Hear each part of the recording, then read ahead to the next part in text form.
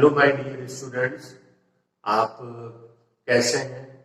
आपने last class में electric field से रिलेटेड वीडियो जो था उसे जरूर देखा होगा। आज हम जो नेक्स्ट वीडियो देखने वाले हैं वो है इलेक्ट्रिक फील्ड लाइन। तो आप इस वीडियो को शुरुआत से लेके एंड तक जरूर जरूर ध्यान से देखना। बहुत अच्छा हाई लेवल की सारी कुछ इंफॉर्मेशन मैं आपको देने वाला हूं। आपको पूरा वीडियो बस देखते जाना है और इस वीडियो को अच्छे से समझना है और इसके नोट्स आपको अपनी कॉपी में बनाने हैं। इससे रिलेटेड आपको 1 मार्क का क्वेश्चन जो है वो जरूर मिलेगा। तो आप इस वीडियो को देखिए, ये आने वाले जो फिजिक्स के जो टॉपिक्स होंगे उसमें हमको बहुत हेल्प करेगा। तो देखिए, हम आज का जो टॉपिक स्टार्ट कर रहे हैं वो है electric field line. Electric field line, ये हमारा आज का टॉपिक है, इलेक्ट्रिक फील्ड लाइन। तो देखिए, जो इलेक्ट्रिक फील्ड होता है उसको हम ई से रिप्रेजेंट करते हैं। इलेक्ट्रिक फील्ड के बारे में हमने पढ़ा कि जो इलेक्ट्रिक फील्ड होता है इसकी हमने डेफिनेशन पढ़ी थी। इसकी हमने डेफिनेशन क्या पढ़ी थी? हमने पढ़ा था कि कोई भी चार्ज होता है उसके अराउंड एक एरिया होता है जिसमें कोई दूसरे चार्ज को लाने पर वो एक फोर्स फील करता है। तो हमने इलेक्ट्रिक फील्ड को एक्सप्रेस जो किया था वो डेफिनेशन से इस तरीके से किया था। फिर हमने इलेक्ट्रिक फील्ड का एक फॉर्मूला बनाया था और वो फॉर्मूला जो है हमने पढ़ा था कि जो इलेक्ट्रिक फील्ड होता है वो force acting per unit charge के इक्विवेलेंट होता है। ये हमने इसका फॉर्मूला पढ़ लिया था। उसके बाद में हमने नेक्स्ट क्लास में हमने पढ़ा था कि नेक्स्ट टॉपिक पढ़ा था हमने इलेक्ट्रिक फील्ड का एक और फॉर्मूला पढ़ा था हमने, E = kq/r²। फिर आपको याद होगा हमने इसको ग्राफ से भी रिप्रेजेंट किया था और हमने ग्राफ से ये नॉलेज गेन की थी कि भाई हम जैसे जैसे r की वैल्यू बढ़ाएंगे इलेक्ट्रिक फील्ड की वैल्यू डिक्रीज होगी। तो देखिए, हम 3 तरीके से इलेक्ट्रिक फील्ड को पढ़ चुके हैं, डेफिनेशन की फॉर्म में, फॉर्मूला की फॉर्म में और ग्राफ की फॉर्म में। और अब जो हमारी फोर्थ अप्रोच बचती है वो है डायग्राम की फॉर्म में। अगर मैं इलेक्ट्रिक फील्ड को डायग्राम की फॉर्म में रिप्रेजेंट करना चाहूं तो डायग्राम बनाने के लिए जिन लाइंस का मैं यूज करूंगा मैं उनको इलेक्ट्रिक फील्ड लाइन करूंगा। इस पूरे लेक्चर में मैं इलेक्ट्रिक फील्ड लाइन को EFL से लिखूंगा, ठीक है? तो आपको याद रखना है कि जो इलेक्ट्रिक फील्ड होता है उसको डायग्राम की फॉर्म में जिन लाइंस की हेल्प से रिप्रेजेंट किया जाता है उन लाइंस को हम इलेक्ट्रिक फील्ड लाइन कहते हैं। आई थिंक आपको समझ में आया होगा। तो ये हमारी इसकी डेफिनेशन है। The electric field line is the pictorial representation of the electric field, या आप इसको सिंपल लैंग्वेज में लिख सकते हैं, the lines which are used to show the electric field in the form of diagram। वो लाइन जिससे हम इलेक्ट्रिक फील्ड को डायग्राम की फॉर्म में शो कर सकते हैं उन्हें हम इलेक्ट्रिक फील्ड लाइंस कहते हैं। आई थिंक आपको ये बात समझ में आई होगी। ठीक है स्टूडेंट्स, तो अब हम इलेक्ट्रिक फील्ड लाइंस जो है उन्हें ड्रॉ करना सीखेंगे। तो यहां तक मैंने आपको डेफिनेशन बता दी है। अब हम नेक्स्ट इलेक्ट्रिक फील्ड लाइन के जो डायग्राम्स हैं उनको ड्रॉ करना सीखेंगे। सबसे पहले देखिए, हमको वेरियस चार्जेस के बारे में इलेक्ट्रिक फील्ड लाइन के डायग्राम बनाने हैं। सबसे पहला जो डायग्राम है फॉर द पॉइंट चार्ज। अगर आपको पॉइंट चार्ज का इलेक्ट्रिक फील्ड लाइन का डायग्राम बनाना हो तो आप कैसे बनाएंगे, इसको ध्यान से समझना है। तो देखिए, सबसे पहले मैं प्लस चार्ज के बारे में आपको डायग्राम बनाना समझाता हूँ। एक प्लस क्यू चार्ज है, इसका डायग्राम बनाते हैं। इस क्यू चार्ज की EFL शो करनी है। You have to draw EFL of this plus Q charge। तो अब आप कैसे इसका डायग्राम बनाएंगे? या आप सबसे पहले इसके पास में Q0 चार्ज को रखेंगे। Q जो है वो Q0 को रिपेल करेगा तो ये इस पाथ पर मूव करेगा, ठीक है ना? ये जो Q0 होगा ये इस पाथ पे मूव करेगा। तो ये जो एरो होगा, ये वाला जो एरो है, ये एरो इस Q चार्ज का जो है वो इलेक्ट्रिक फील्ड लाइन का डायग्राम हो गया।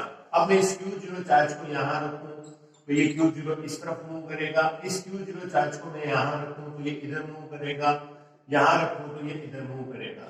तो आप इसको इमेजिन कर सकते हैं कि जो प्लस Q चार्ज होता है उसका डायग्राम इस तरीके से होता है। तो एग्जाम में अगर आपसे क्वेश्चन पूछा जाता है कि draw the diagram of electric field line of the plus point charge plus charge, तो आपको कैसे बनाना है, उसके चारों तरफ लाइंस ड्रॉ करनी है and the line should be drawn vertically outward. ये जो लाइंस है ये आपकी जो है उसके अंदर रेडियली आउटवर्ड उसके होनी चाहिए। अगर नेगेटिव चार्ज के लिए डायग्राम आता है then the line should be inward, ये लाइन अंदर आ जाएगी। क्यों आएगी, क्योंकि अगर मैं प्लस चार्ज को रखूंगा तो प्लस चार्ज जो होगा वो अंदर की तरफ फोर्स फील करेगा, इस पाथ के ऊपर वो ट्रैवल करेगा। ठीक है, तो ये मैंने आपको प्लस चार्ज और माइनस चार्ज के लिए इलेक्ट्रिक फील्ड लाइंस का डायग्राम बनाना सिखा दिया। अब सेकंड हम डायग्राम बनाएंगे, वो डायग्राम होगा for a dipole.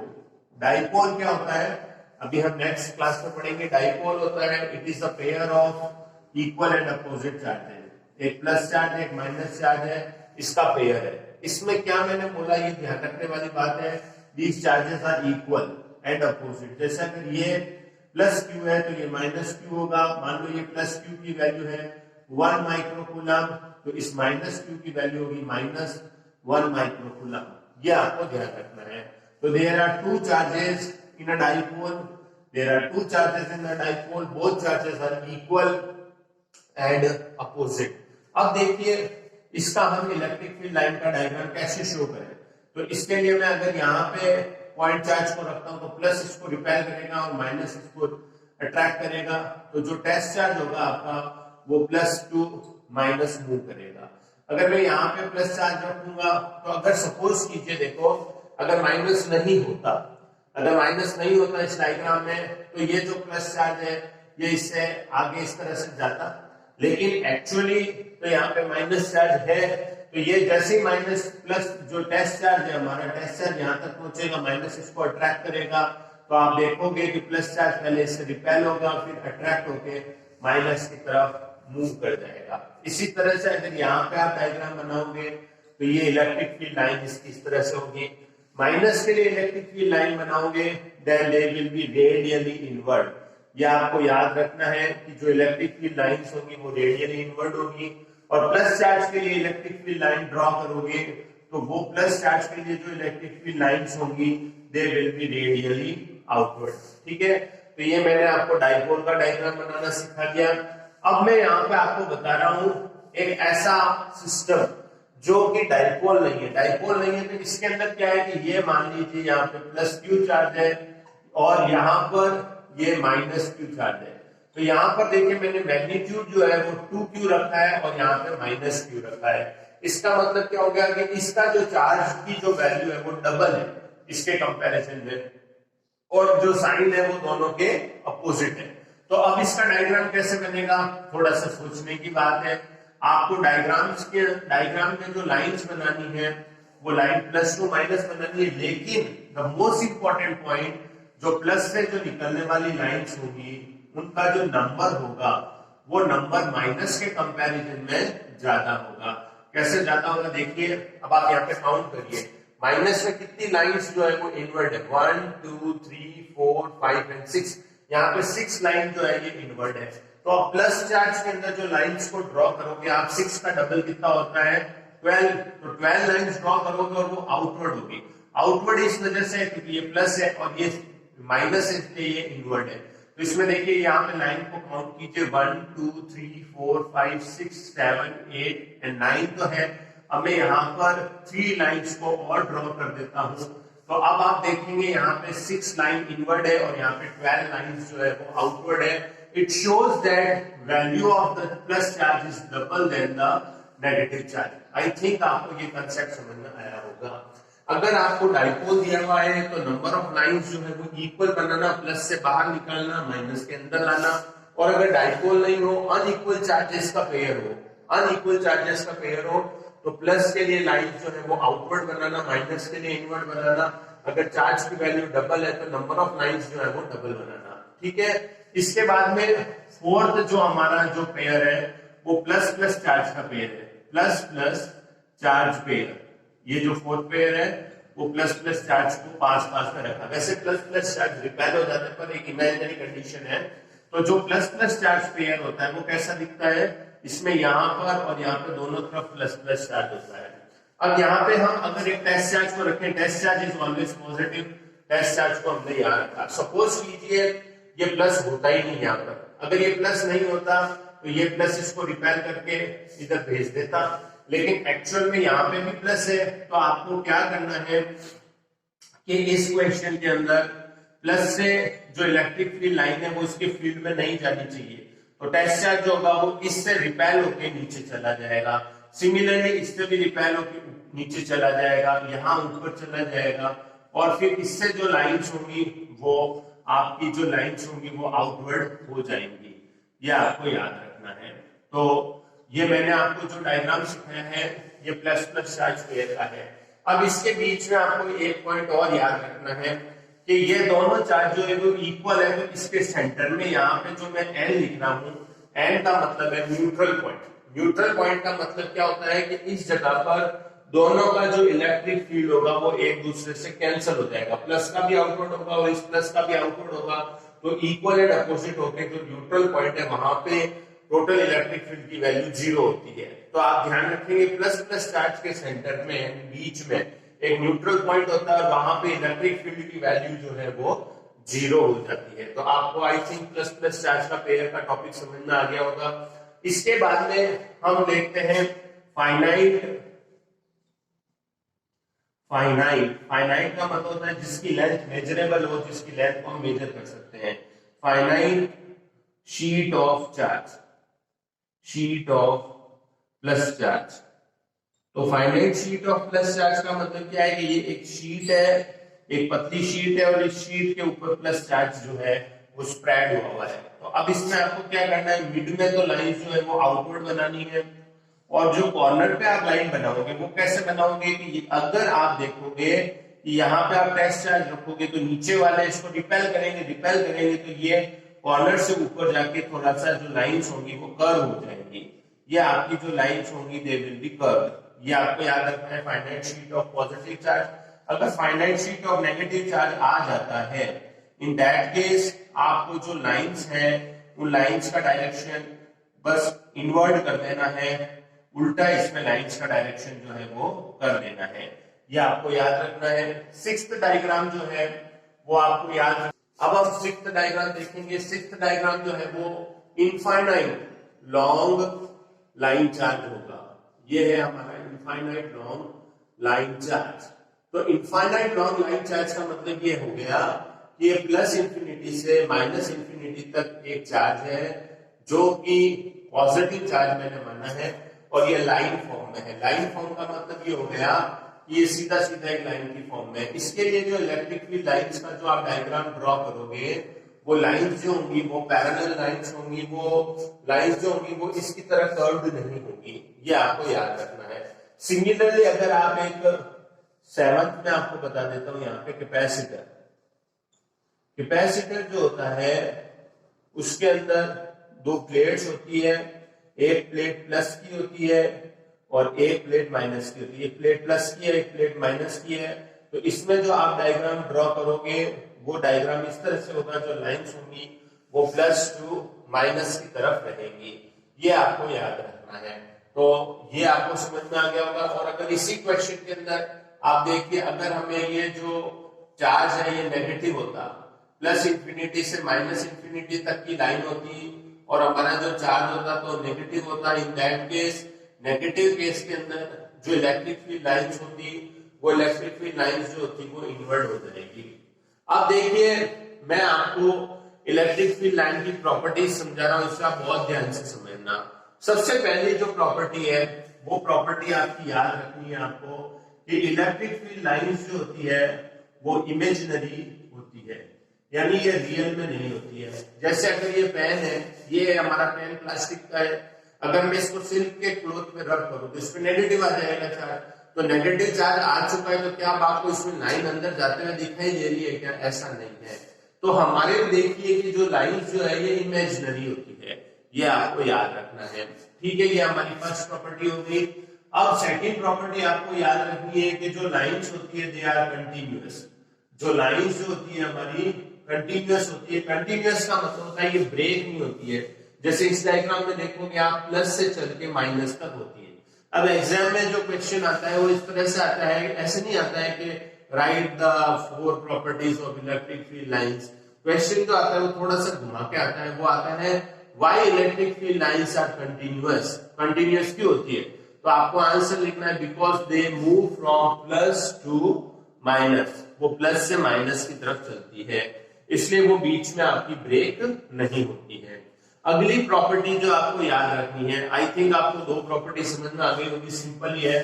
Third property याद रखनी है कि जो प्लस चार्ज होता है इसके लिए प्लस से इंफिनिटी तक चलती है, प्लस टू इंफिनिटी। देखिए प्लस चार्ज यहां पर है और इसकी इलेक्ट्रिक फील्ड लाइन कहां से कहां तक चलेगी? From plus to infinity. और नेगेटिव चार्ज जो होगा उसमें होगी from infinity to negative charge. देखिए नेगेटिव चार्ज ये है तो ये कहां से रवाना होकर ये इंफिनिटी से, और कहां पे खत्म हो रही है? माइनस पे। ये आपको ध्यान रखना है, ठीक है, कोई दिक्कत नहीं है। और between plus and minus, plus से माइनस के बिटवीन कैसे होती है? From plus to minus. ये आपको याद रखना है। तो थर्ड प्रॉपर्टी में आप इसकी जो बेसिकली जो इसकी प्रॉपर्टीज है वो सब मैं आपको डायग्राम देख देख के बता रहा हूँ, डायग्राम से ही आपको याद रखनी है। अगर आपको डायग्राम याद है तो आप इसकी प्रॉपर्टी भी अच्छे से याद कर सकते हो, कोई दिक्कत नहीं है। तो थर्ड प्रॉपर्टी आपको समझ में आ गई होगी। फोर्थ प्रॉपर्टी देखते हैं, इस डायग्राम में और इस डायग्राम में डिफरेंस देखो। यहाँ पर जो दोनों चार्जेस हैं वो plus Q minus Q equal and opposite है, तो नंबर ऑफ लाइंस जो है वो भी इक्वल है।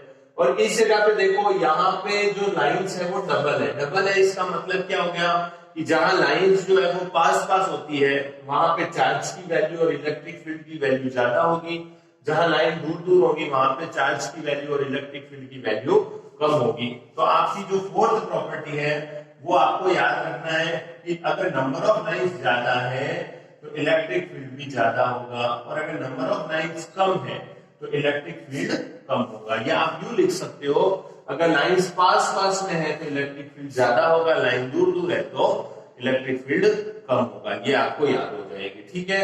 अब प्रॉपर्टी नंबर 5 पढ़ते हैं। उसको पढ़ने से पहले हम लूप का मतलब समझते हैं। देखो मैं यहाँ पे इस जगह में लूप का मतलब समझा रहा हूँ। लूप का मतलब होता है जैसे ये ए पॉइंट है, ए से मैं गया बी पर, और देखो ध्यान से अब मैं जा रहा हूं बी से ए पर, ए से मैं बी पे जा रहा हूं और बी से वापस ए पे आ रहा हूं, तो इसको मैं लूप बोलूंगा, ठीक है। अब लेकिन इस डायग्राम को देखिए, आप यहाँ पर देखेंगे कि जो लाइंस है वो जा रही है प्लस से माइनस पर और माइनस से वापस वो जा रही है प्लस पर। इसका मतलब क्या हो गया कि जो इलेक्ट्रिक फील्ड लाइंस है वो लूप फॉर्मेशन नहीं करती है। तो आई थिंक आपको समझ में आ गया होगा, यहाँ पे प्लस से माइनस जा रही है और वापस प्लस से माइनस से जा रही है, माइनस से प्लस थोड़ी जा रही है, कैसे चल रही है? प्लस से माइनस, प्लस से माइनस, प्लस से माइनस। तो आपको याद रखना है कि electric field line never forms the loop. अब ये क्वेश्चन बहुत बार पूछा गया है, why electric field lines never forms the loop? तो आपका आंसर होगा because they move from plus to minus. या आप इसका दूसरा आंसर दे सकते हैं कि electric field is a conservative field, वो हम आगे पढ़ेंगे। Electric field is a conservative field, therefore they doesn't form any loop. Electric field एक कंजर्वेटिव होता है इसलिए वो लूप फॉर्मेशन नहीं करता। यहाँ पे आपको एक इंफॉर्मेशन दे दूं, यहाँ पे जो हम चार्ज ले रहे हैं वो स्टेशनरी चार्ज है। अगर चार्ज एक्सेलरेटेड होता है तो फिर क्लोज लूप फॉर्मेशन होता है, इलेक्ट्रोडायनामिक फील्ड उसमें प्रोड्यूस होता है, उसमें क्लोज लूप की फॉर्म में इलेक्ट्रिक फील्ड होता है वो। लेकिन हम इस चैप्टर में डिस्कस नहीं कर रहे, हम स्टैटिक चार्ज के बारे में याद कर रहे हैं।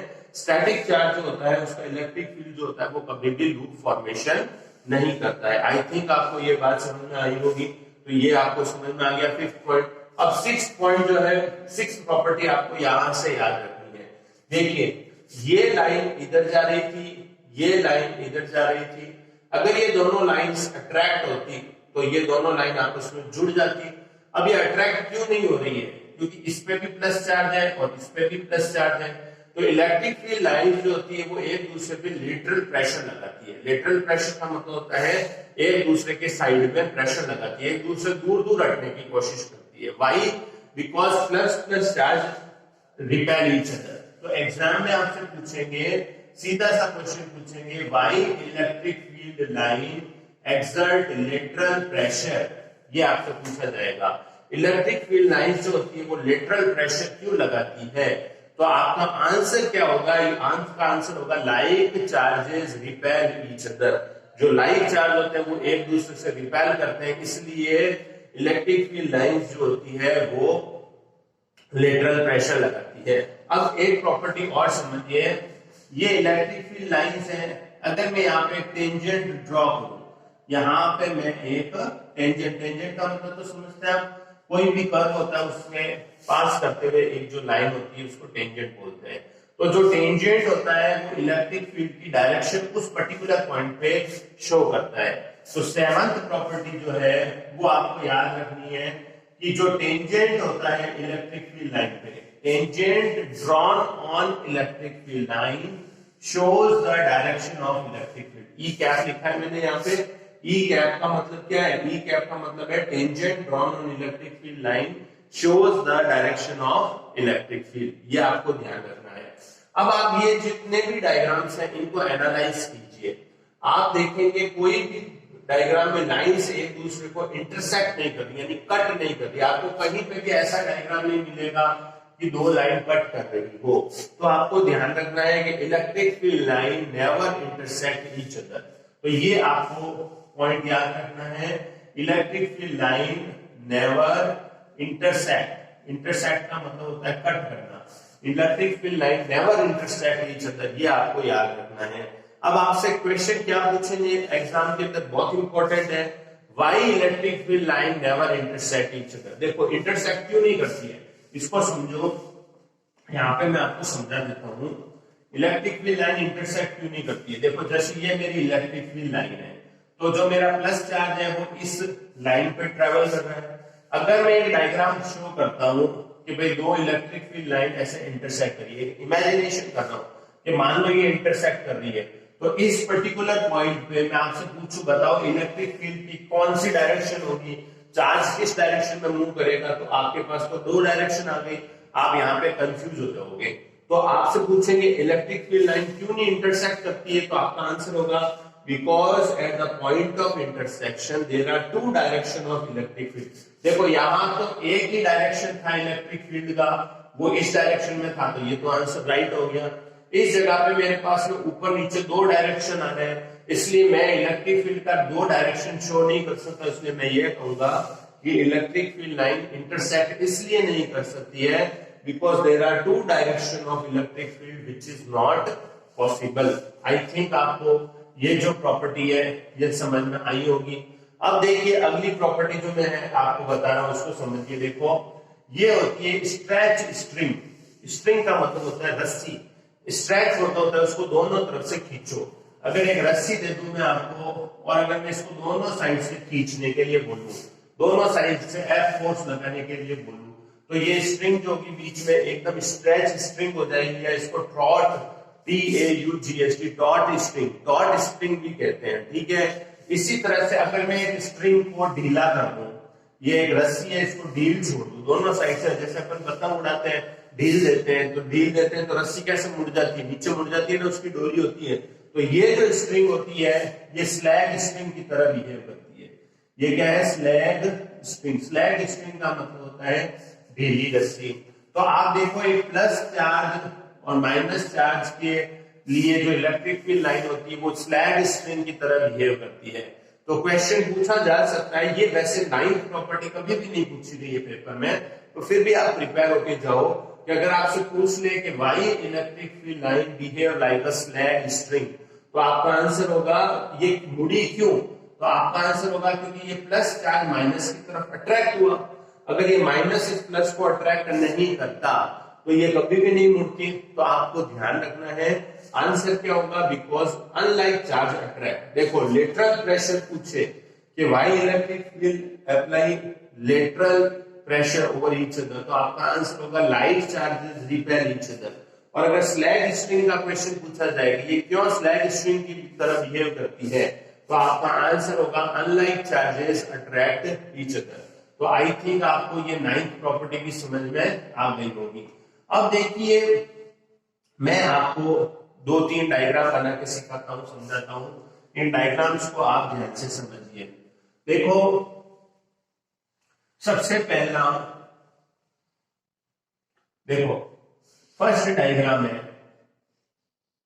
इस डायग्राम में मैंने 4 लाइंस ड्रॉ करी है, सब एक ही प्लस आई डायरेक्शन में जा रही है। इन सब की डायरेक्शन सेम है, डी का मतलब डायरेक्शन है, सेम मतलब यहाँ पे मैंने टिक लगा दिया, यानी सेम है, सबका डायरेक्शन सेम है। इनके बीच का गैप जो है वो सेम है, तो मैं कहूंगा इनका मैग्नीट्यूड, m का मतलब मैग्नीट्यूड भी सेम है। तो ऐसा इलेक्ट्रिक फील्ड जिसका मैग्नीट्यूड भी सेम हो और डायरेक्शन भी सेम हो, उसको बोला जाता है यूनिफॉर्म इलेक्ट्रिक फील्ड। ये आपको याद रखना है। जैसे मैं कह दूं यहाँ पे इलेक्ट्रिक फील्ड है 5 आई कैप वोल्ट पर मीटर, तो यहाँ पे भी होगा 5 आई कैप वोल्ट पर मीटर, और यहाँ पे भी होगा 5 आई कैप वोल्ट पर मीटर। और ये किससे प्रोड्यूस होता है? ये प्रोड्यूस होता है इनफाइनाइट लॉन्ग चार्ज से।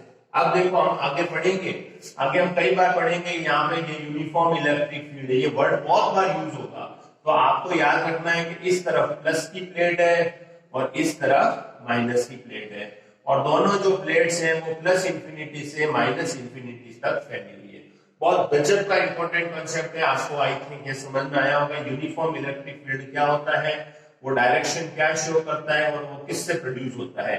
डायग्राम सिर्फ आपको ये ऊपर वाला ही मिलेगा एग्जाम के अंदर, आपको इसको ये समझना है कि इधर प्लस है इधर माइनस है, और सब जगह मैग्नीट्यूड और डायरेक्शन सेम है। यहाँ पे भी अगर 5 आई कैप है तो यहाँ पे भी 5 आई कैप है, यहाँ पे भी 5 आई कैप है। मैं इस पे स्टार लगा देता हूँ, इसको आप वापस इस टॉपिक को वापस देखना वीडियो को और इसको समझना। सेकंड डायग्राम में बनाता हूँ, देखो 1 2 3 और ये 4, देखो इन सब का डायरेक्शन सेम है, आई कैप आई कैप आई कैप आई कैप, यानी डायरेक्शन पे मैंने टिक लगा दिया, डायरेक्शन सेम है। लेकिन मैग्नीट्यूड देखो यहाँ पास पास है, यहाँ दूर दूर है, इसका मतलब इस जगह मैग्नीट्यूड ज्यादा होगा। अगर यहाँ पे 4 आई कैप है तो यहाँ पे जाते जाते 8 हो गया, क्योंकि गैप ज्यादा हो गया, तो इसका मतलब मैग्नीट्यूड अलग है। तो देखो यहाँ पे मैंने मैग्नीट्यूड को अलग अलग कर दिया और डायरेक्शन को सेम रखा। ये यूनिफॉर्म इलेक्ट्रिक फील्ड नहीं है, ये नॉन यूनिफॉर्म इलेक्ट्रिक फील्ड इसको कहा जा सकता है। अब अगला तीसरा डायग्राम आप देखिए, थर्ड डायग्राम आप देखिए, मैं यहाँ पे आपके लिए जो डायग्राम बना रहा हूं इसको समझना। देखो ये लाइन जो है, ये लाइन इधर जा रही है, यानी इसका डायरेक्शन जो है वो कौन सा डायरेक्शन हो गया? आई कैप। आई कैप मतलब प्लस एक्स डायरेक्शन में जा रही है, इसका डायरेक्शन हो गया आई कैप। अब देखो अगर मैं ये डायग्राम बनाऊं 1 2 3 और 4, ठीक है ना। अब देखो बीच का गैप तो मैंने सेम रखा है, ये दो में जितना गैप है इसमें भी इतना, इसमें भी इतना, मतलब इसका मतलब इसमें मैग्नीट्यूड सेम है।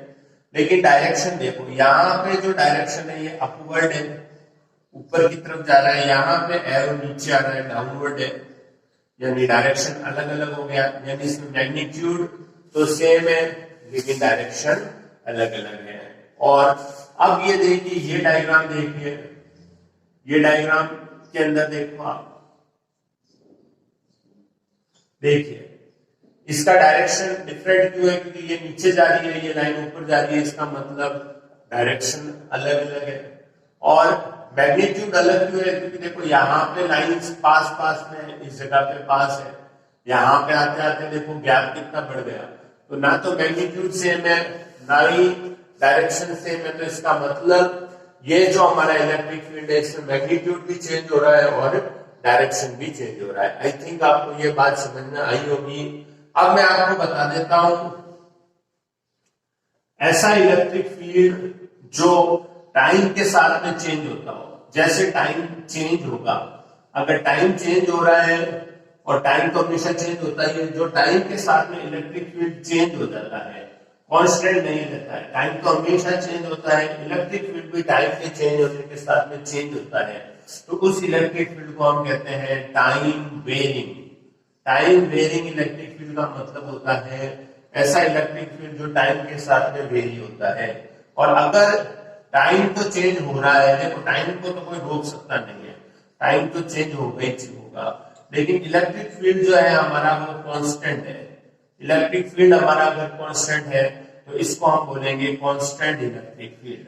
इसको हम बोलेंगे कांस्टेंट इलेक्ट्रिक फील्ड, यानी हमारा इलेक्ट्रिक फील्ड जो है वो टाइम के साथ में चेंज नहीं होगा।